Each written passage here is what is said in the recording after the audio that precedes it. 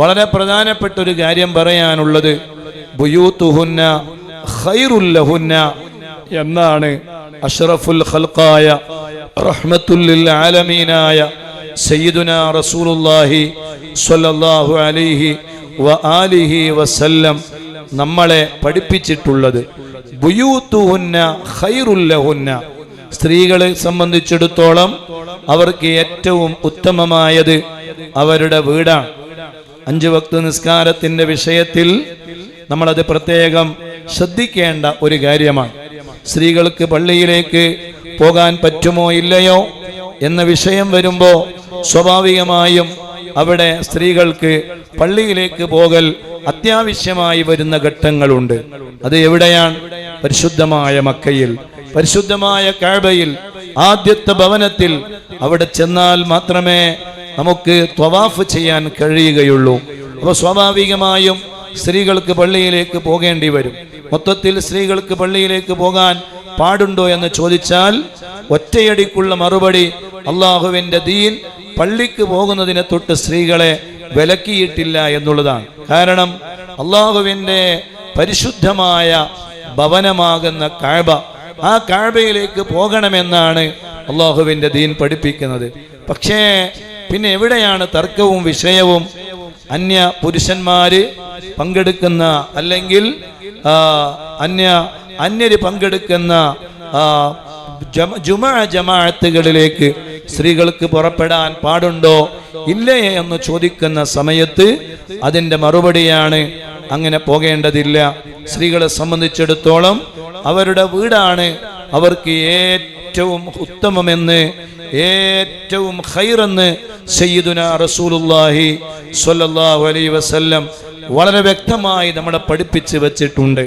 അതുകൊണ്ട് തന്നെ നമ്മളെ സ്ത്രീകളെ സംബന്ധിച്ചിടത്തോളം അവർ വെറുതെ പള്ളിയിൽ പോയി വിഷമിക്കേണ്ടതില്ല. ഖൈറ് വീടാണ് എന്ന് പറഞ്ഞാൽ പിന്നെ ഖൈറല്ലാത്തതിലേക്ക് പോകേണ്ട ആവശ്യമില്ലല്ലോ. ഏറ്റവും ഉത്തമം, ഏറ്റവും ഖൈറ് സ്ത്രീകൾക്ക് അവരുടെ വീട്ടിന്റെ ഉള്ളിൽ വെച്ച് നിസ്കരിക്കലാണ് എന്ന് അള്ളാഹുവിന്റെ ദീന് പറഞ്ഞാൽ പിന്നെ അതിന്റെ അപ്പുറത്തേക്ക് ചിന്തിക്കേണ്ട ആവശ്യമില്ല. അവിടെയാണ് നമ്മൾ ശ്രദ്ധിക്കേണ്ടത്. അഷ്റഫുൽ ഖൽഖായ സയ്യിദുനാ റസൂലുള്ളാഹി സ്വല്ലല്ലാഹു അലൈഹി വആലിഹി വസല്ലം അവിടുത്തെ ഭാര്യമാര് ജീവിച്ചിരുന്നിട്ട് ആയിഷ റളിയല്ലാഹു അൻഹ മദീന പള്ളിയിൽ മുത്തു റസൂലുള്ളാഹിന്റെ മദീന പള്ളിയുടെ തൊട്ട് ചാരെ താമസിച്ചിട്ട് മഹദിയായ ബീവി ഫാത്തിമത്ത് സഹ്റ റളിയല്ലാഹു അൻഹ മദീനയിൽ താമസിച്ചിട്ട് അവിടെ ജീവിച്ചിട്ട് എപ്പോഴെങ്കിലും ഞാനൊരു ജമാഅത്തുകൾക്ക് വേണ്ടി അള്ളാഹുവിന്റെ കൂടെ പള്ളിയിൽ പോയി നിസ്കരിച്ചു എന്ന ഒരു തെളിവ് എവിടെയും കാണാനില്ലല്ലോ. സുബ്ഹാനല്ലാഹ്. ആയിഷ റളിയല്ലാഹു അൻഹ എത്ര ഹദീസുകളാണ് ലോകത്ത് റിപ്പോർട്ട് ചെയ്തിട്ടുള്ളത്, നൽകിയിട്ടുള്ളത്. ഏതെങ്കിലും ഒരു ഹദീസിൽ ഞാൻ പള്ളിക്ക് പോയി എന്ന് മുത്തു റസൂലുള്ളാഹിന്റെ പിന്നിൽ മഅ്മൂമായി മസ്ജിദുൻ നബവിയിൽ വെച്ച് നിസ്കരിച്ചു എന്ന് ഏതെങ്കിലും ഒരു ഹദീസിൽ മഹദിയായ ബീവി ആയിഷ റളിയല്ലാഹു അൻഹ പറഞ്ഞിട്ടില്ലല്ലോ. ആ മുത്തു റസൂലുള്ളാഹി തങ്ങളുടെ മക്കളായ ബീവിമാരായാലും അവരുടെ പെൺകുട്ടികളായാലും അവരുടെ രക്ഷിതാക്കളായാലും അവരുടെ കുടുംബ പാരമ്പര്യം എടുത്തു നോക്കിയാൽ അവരുടെ ഉമ്മമാരോ അവരുടെ ഉമ്മമാരോ അവരുടെ ഉമ്മാമമാരോ മുത്തു റസൂലുള്ളാഹി സ്വല്ലല്ലാഹു അലൈഹി വആലിഹി വസല്ലം തങ്ങൾ വരെയുള്ള അവിടുത്തെ ഫാത്തിമ ഉമ്മ റളിയല്ലാഹു അൻഹ വരെയുള്ള ഒരൊറ്റ ഉമ്മമാരും അതേ ജമാഅത്തുകൾക്ക് വേണ്ടി വീട്ടിൽ നിന്ന് ഇറങ്ങി പള്ളിയിലേക്ക് പുറപ്പെട്ടതായി ഒരു തെളിവും ഇല്ലല്ലോ, ഒരു വിവരവും ഇല്ലല്ലോ. അതുകൊണ്ട് ശ്രദ്ധിക്കണേ. ഏതെങ്കിലും ഒരു പെൺകുട്ടി